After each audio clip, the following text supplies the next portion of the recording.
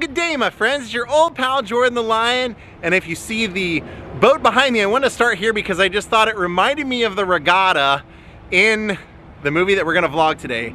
We are in St. Petersburg, Florida, and we are vlogging one of my all-time favorite movies with John Candy, Karen Austin, John Larroquette, Rip Torn. I mean, it's just an all-star cast. It is John Candy starring Summer Rental.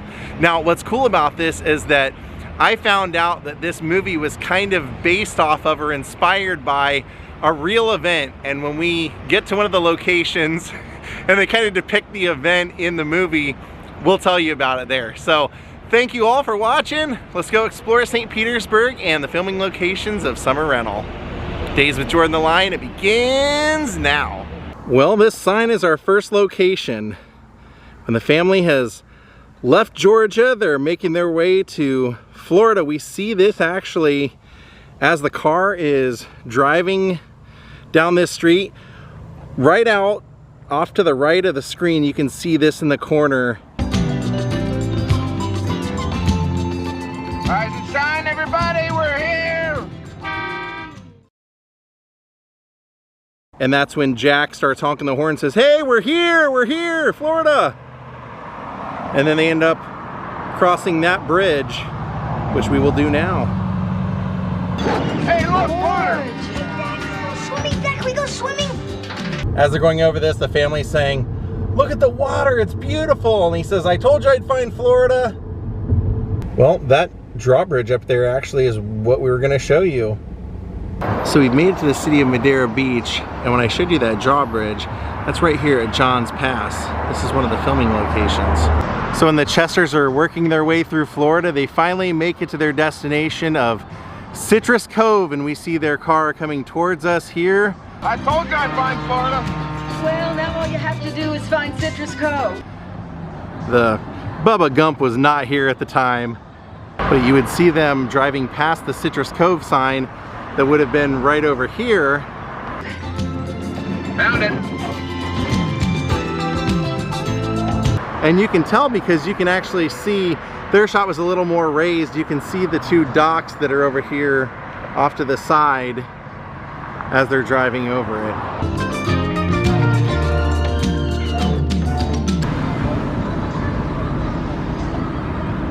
Welcome to Citrus Cove, renters. Speaking of regatta, I feel like we're watching a regatta right now. How cool is that?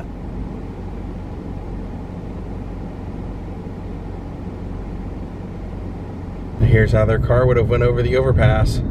By the way, this is a new bridge. This is not the same bridge that they drove over. They've replaced it since.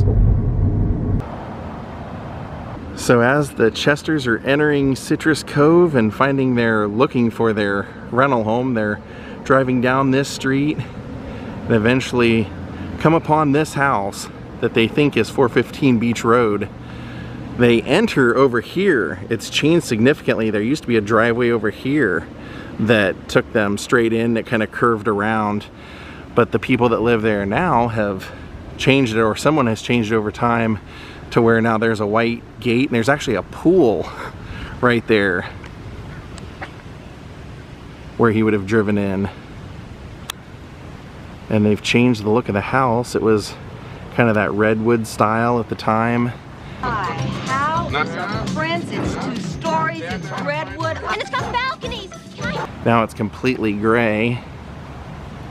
Have a lot of scenes this house early on in the movie. This is where he's bringing everything in, and Archie's barking at the neighbors while they're going up those stairs, and the neighbors are over here, and Jack's saying, oh, he always barks at people he likes. Come on, Archie. Come on, Arch. Come on, Bobby, move. Oh, wait, I'm trying. These are heavy. This is heavy, too. Hi. Oh. Archie? Archie, come on. He must really like you. He's barking a lot. He always barks at people he likes. Come on, Arch. Pretty cool to see the house now. Now, of course, they're at the wrong house. They love this place, but the people that actually live there come home at night and think that John Candy thinks that they're robbing the place, so. Who the hell are you people? Who the hell are we? We're the Three Bears. Who the hell are you? I'm Dan Gardner, the owner of this house. They end up telling him that it's 415 Beach Lane is this address and that he's supposed to be at 415 Beach Road, so they have to move everything out. And then that classic line at the end when he's carrying his daughter out and she says, "Daddy, I wet my bed." And he said, "No, honey, you wet their bed." So looking here at the house next to it, that's more of the original color that house would have been. Now I want to go to the beach side. This house is right on the beach, of course. I want to go to the beach side and show you some of the scenes that were filmed over there. So from this view, you can actually see the house. It's right there. And the beach water is all the way over there. So they must have done some Hollywood magic when they were filming it, because when we see it, they're standing right up by the gate up here and it looks like the water is like right here. And I can't imagine the water level was ever this high up. So here's the back of their redwood rental house at first. And this is where John Candy gets his good base. He lays out there and gets burnt to a crisp.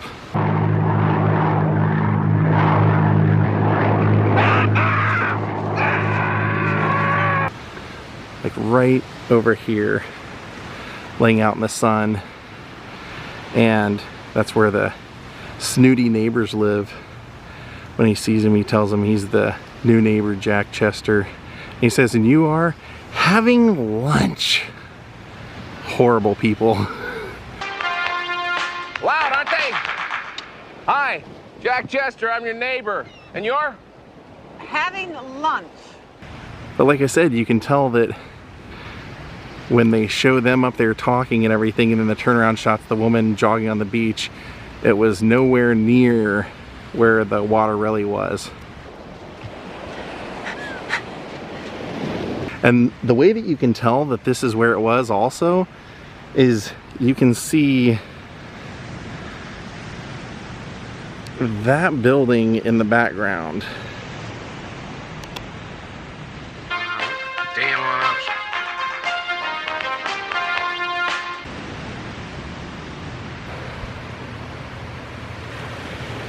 So our next location is actually right down the road. When they get kicked out of the rental house, they go to the real house. There's a little story about this. So as soon as they get to the rental house, we see Jack walking through the house, smashing flies with a fly swatter, saying, "The flies followed me from Georgia." And then all of a sudden he notices all these people passing by his window. Thank you. This is the location of the entrance to the public beach when he comes out here, and I'm Joe Public, welcome to my beach. That happens right here. So in theory, you would think that their house was right here, but I don't believe that's the case.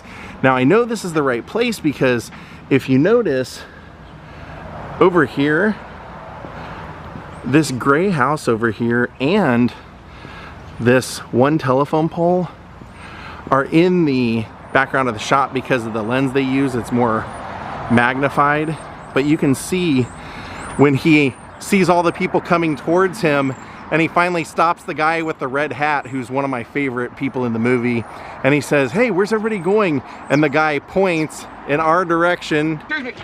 Why are you people going through here? Yeah, perfect. And burps, and that's when we see he sees the sign down there that says public beach access.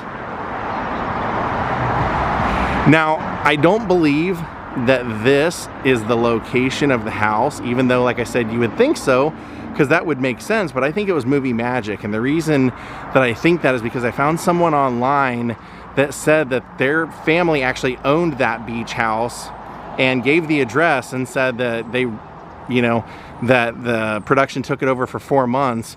And also the reason is because to me, that's 2 houses.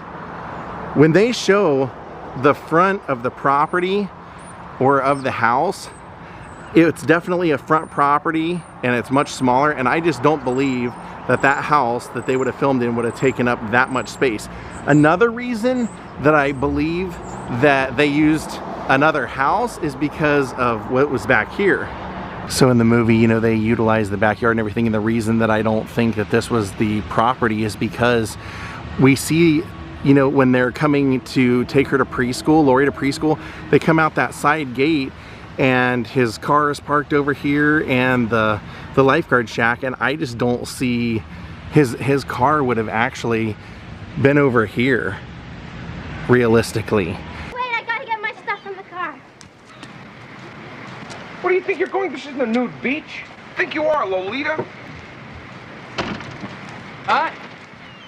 And I just don't believe that they would have ever been able to have the car up here. So I do think it was the next location that we're gonna go to. So I do believe though that the scene where he is walking through the crowd of people with a cooler, I do believe that they filmed that here on this beach, because I know they filmed it on St. Peter's Beach, and this has pretty good access to bring equipment in.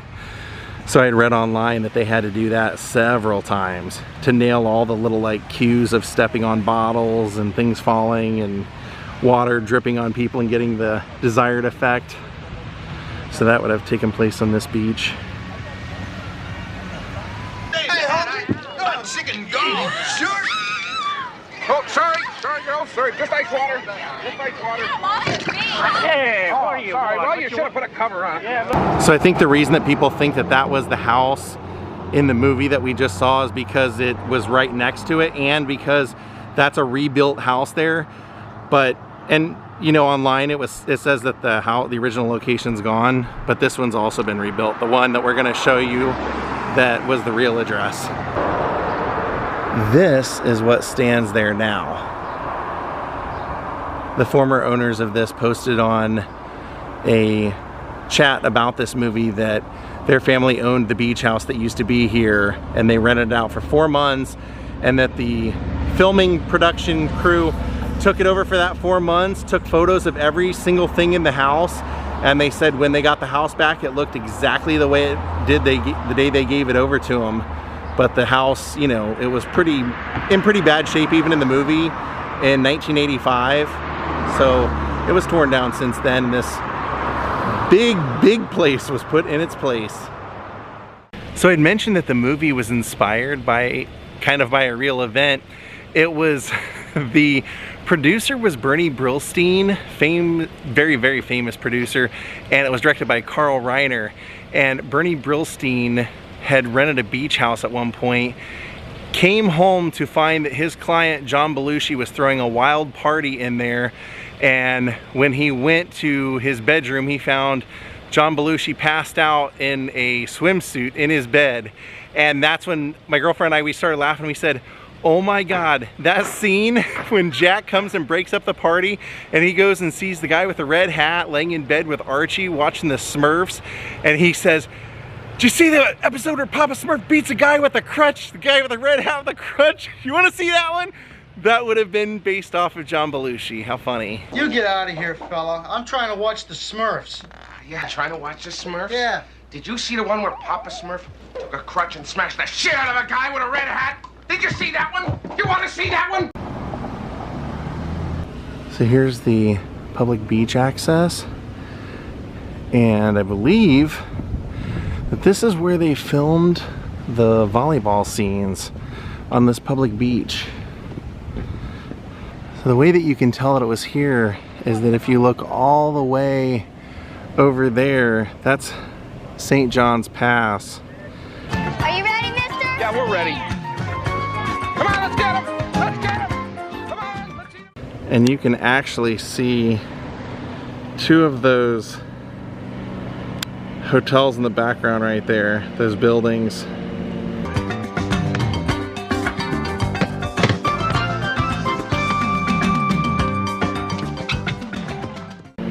Now what's interesting is this is where they play that volleyball game and Jack embarrasses his son.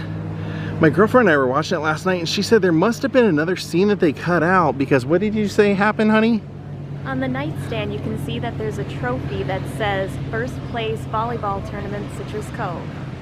So that's right before the regatta, so they must have either went back and played another game and won, or like I was telling her, maybe he went and won with Don and that's one of the scenes that got cut out. I mean, is it possible that John Larroquette was playing surrogate father for that scene and they won? I don't know, but she has a really good eye and she noticed that. I had never noticed that before. So when the Chesters come into town, they are starving, so they come to get some lobster. And it was actually here. This was the lobster restaurant. The ritzy fancy place that they're waiting in line forever. Then they finally make their way in, and Al Pellet, this master yachtsman, just walks right through, decides, you know, goes right up to the front and gets seated. Table of 5, that's what the Chesters had.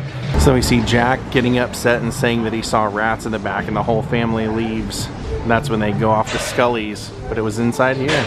Well, once the family decides that they're not gonna wait around another 20 minutes for no lobster, they get recommended by a gas station to go to Scully's for the catches of the day. That's where we're going. Billy's Stone Crab and Lobster. So we're actually in the parking lot beside Billy's Stone Crab, and our first, actually it's later on in the movie, but all of this stuff over here is connected, so I might as well just show you all of it. When Angus, the redheaded guy that Scully keeps calling the Swede, is out looking for the sale, he and his Jeep drive right past here and past all the little buildings and shacks over here in his car when he's looking for the sale that first time.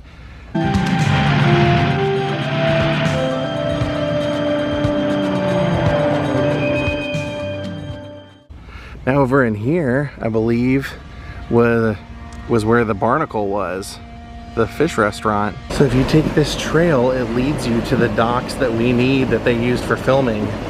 So as we make it out to the dock, this one right over here we see used for a couple of different purposes. Let me show you. So I believe right over here is where, when Jack comes to rent the sailboat with his son, Yorku's on there, and Scully says that he'll take this bunch out. So Jack says, no, no, no, we know how to sail, I know how to sail.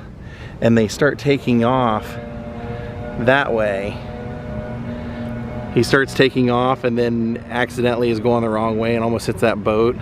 You can tell because you can see the tree line and everything over here, and the brush and everything over there as they're heading off that way, which means that the Barnacle would have been right over here. They would have built the Barnacle. They had the boat here when they're working on the boat. You would have been able to see that tree line over there as well. And when they're working on the boat and doing different things on the boat, you can kind of see some of these things. You can see the restaurant in the background, the different, like the roof and things. They've added that since. But you can make out things like that in the background. Pretty cool to see where Scully's is. So we're actually gonna eat here while we're over here. The Barnacle. So when Angus finally finds the sail and he's running with it, it looks like a duffel bag, he's running towards us on this exact dock right here. Angus is here! I heard they have a nice grouper here. Well, the inside of the restaurant definitely gives me a Scully's vibe to it, which I appreciate. And it's the only place open. Oh, well, it's got character and live entertainment. Scully's catches of the day. Aunt Franny's fish sticks. Okay, we lied. We started with the coconut shrimp appetizers, and I did order the grouper tacos. So this is kind of an overview of what we just showed you, all the locations that they used. They took the boat off in that direction. That's where the Barnacle would have been and Scully's. We got our tacos. Like I said, I went ahead for the grouper. She actually got the shrimp. I can't believe it. She didn't get the Scully's catch of the day. And they have hush puppies they specialize in here, so we got some of those too. Free! I love me some good hush puppies. Let's try them out. Pretty good. Excellent, nicely prepared with slight hint of Dijon.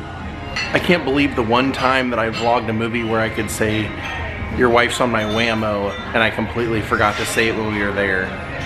So your wife's on my whammo. Pretty perfect meal. The only thing missing is the one-man band Yorku.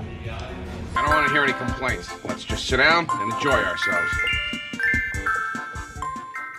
The movie theater that we see in summer rental, except you would never know, because for as cool of a sign as that is, you never see it. What you do see is you see when Jack has hurt himself and he's got his leg in the air splint, the family comes out in the rain to see a movie and they're running past this, that marquee or where they would have put the poster, that was there even then. Always late. Let's go. Come on, let's get inside. Now it's been closed up for some time, but they end up running in here and you can see the lines on that when they're coming inside. Let's see what we can see of the theater still. So they would have originally on the wall to the left of us, like right over in here. That's where the posters would have been for the movies that you were seeing, and then they would have been paying, or supposed to pay, right over here to the right. Go ahead, Mom. Bobby, be quiet. Come on, we gotta hurry. Okay. But when they come in, the family comes in, it's Sandy and the three kids. She realizes she forgot her wallet. And John Larroquette and his son, Don and Greg, come in and he offers to pay. I forgot my wallet. I can't believe it. Oh, of course, I missed the beginning. And so they all go in and see the movie together. Now apparently this was a running part of the movie that they cut out where, you know, for days Jack keeps saying that he's too hurt to go out, so Sandy and the kids keep going out with Don and Greg, and it almost becomes like a dating relationship where they went to like Busch Gardens, and that part was cut out because they said when they showed test audiences they hated any hint that she was cheating on John Candy because John Candy was loved so much, and this was John Candy's first starring role, so that says a lot about him. Now also what's interesting is the scene in here, you know, that was between Karen Austin and John Larroquette, and at that time they were both on Night Court together. They were starting this second season of Night Court, so they became really close. Not on Night Court, but actually while filming this movie, they became very good friends. And Karen Austin grew up not far from where they filmed a lot of this stuff, so her and John Larroquette would hang out a lot, going to bookstores and actually going to church together while they were filming this movie. And look at this, I guess where they would have sold tickets, we just noticed that it's actually opened, that you can see inside. I bet you those are old movie posters. Guaranteed. Actually, I can see some of them. They're old movie posters from when this was the theater, so I'm glad we came now. It looks like they're renovating it. Getting ready to... Oh, you can even see the theater in there and the old seats. Look at that. Hopefully my camera does a good job of that.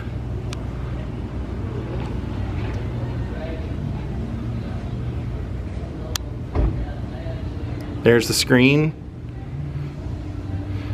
where they would have seen that movie. That's where the desk was. Yeah, right here in front of us is where they would have been paying for the movie. The ticket taker. Gosh, somebody should definitely take the initiative to reopen this as a movie theater. It's just got that classic, what is that, Art Deco look, and just beautiful place. Plus, it was in a movie. Call it summer rental cinema. So here are the doors of the Beach Funeral Parlor.